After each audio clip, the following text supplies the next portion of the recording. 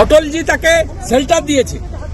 বেঈমান নতুন দলের গোটা পৃথিবীর ইতিহাসে সবচেয়ে বড় রাজনৈতিক বেঈমানের নাম হচ্ছে মমতা ব্যানার্জি, যে রাজীব গান্ধী আর অটল বিহারী বাজপেয়ীর সঙ্গে বেঈমানি। পশ্চিমবঙ্গ বিধানসভায় আবারও রাজনৈতিক তোলপাড়। মুখ্যমন্ত্রী মমতা বন্দ্যোপাধ্যায়ের বক্তব্যের পর চরম ক্ষোভে ফেটে পড়লেন বিরোধী দলনেতা শুভেন্দু অধিকারী। মাটিতে বসে প্রতিবাদ জানালেন তিনি। ঘটনার সূত্রপাত মুখ্যমন্ত্রী মমতা বন্দ্যোপাধ্যায়ের এক মন্তব্যকে ঘিরে।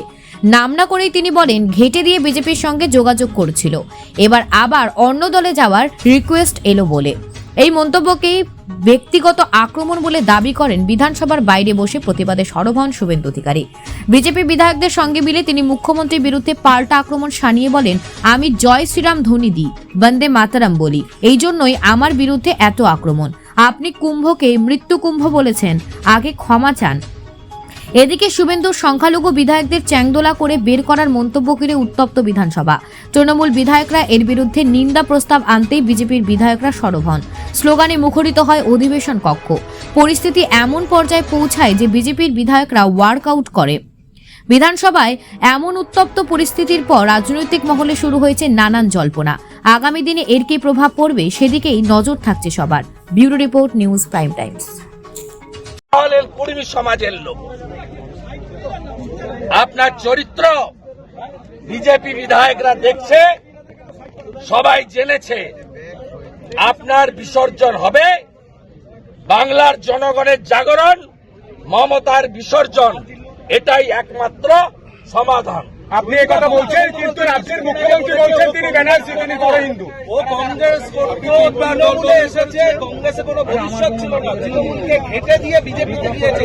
আবার হয়তো অন্য কোনো দলে যাওয়ার রিকোয়েস্ট আসতে পারে, আবার তখন অন্য পার্টিতে যেতে পারে। এই রিকোয়েস্ট করি, মমতা ব্যানার্জির রাজনীতিটা প্রফেশন, 3 বার। আর আমার পরিবারের রাজনীতিটা হচ্ছে আদর্শ এবং নেশার উপরে দাঁড়িয়ে করি। আমার পরিবারের লোক ব্রিটিশের জেলে ছিল, ও কোথায় ছিল, কে চেনে ওকে? ও জীবনে মুখ্যমন্ত্রী হতো না নন্দীগ্রাম না হলে। টাটাকে তাড়িয়েছে, কোনদিন হতো না। মুসলিম বিধায়কদেরকে ছুঁড়ে ফেলে দেবে বিধানসভা থেকে বের করে, কি বলবেন? শুভেন্দুবাবু যে গতকাল যে কথা বলেছে, চরম সাম্প্রদায়িক কথা বলেছেন, অসাংবিধানিক, অগণতান্ত্রিক, অবাঞ্ছিত মন্তব্য করেছেন। তিনি একজন দায়িত্বশীল লিডার হিসাবে, লিডার অফ অপোজিশন হিসাবে তাকে এই বক্তব্য প্রত্যাহার করা দরকার। এই বক্তব্যের আমি তীব্র নিন্দা, ধিক্কার জানাচ্ছি। কিন্তু আমার প্রশ্ন এখানে রাজ্য সরকারের কাছে, শুভেন্দুবাবু এই তো প্রথম নয়, ইতিপূর্বে মাদ্রাসা সম্পর্কে, মুসলিমদের সম্পর্কে বিভিন্ন ভাষায় আক্রমণ করেছে। রাজ্য সরকারকে নাকি জঙ্গি যোগ এই ধরনের কথা বলেছে। অনেক ভাষা আক্রমণ করার পরও কেন সুমতো হচ্ছে না? আর গতকাল যে কথা বলেছে, চরম পর্যায়ে গিয়ে বলেছে, তার বিরুদ্ধে রাজ্য প্রশাসন সুমতো কেন মামলা দায়ের করছে না? তাহলে কি কোনো একটা জায়গায় আমরা যেটা বারবার বলে আসছি যে যোগসাযোগে তৃণমূল বিজেপি চলছে, সেটা কি প্রমাণ হয়ে যাচ্ছে? কারণ এই ধরনের হিংসাত্মক বক্তব্য দিলে, এই ধরনের অগণতান্ত্রিক বক্তব্য দিলে দুটো ভোট হয়তো ভাগ হবে। একটা ভোট বৃহত্তর হিন্দু সমাজের মানুষ আর মুসলিম সমাজের মানুষকে আলাদা করার অপচেষ্টা চলছে।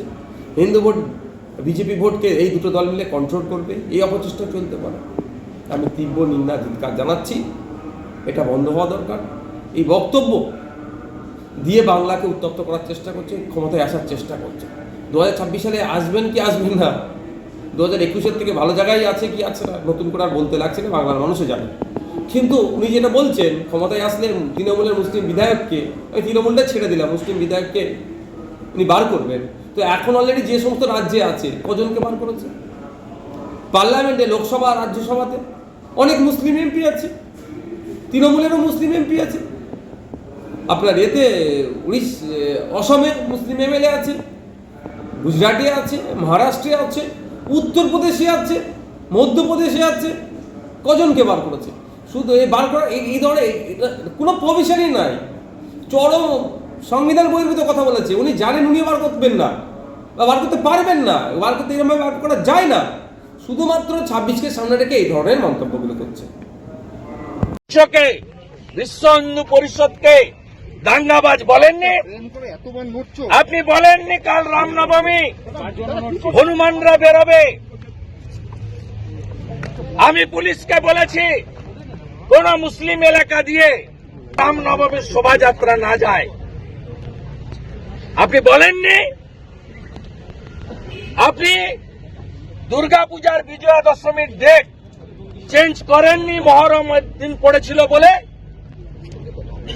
আপনার পুলিশ হোলি দল সব থানাতে মিটিং করে বলছে যে স্পেশাল ডে শুক্রবার 11টার আগে হোলি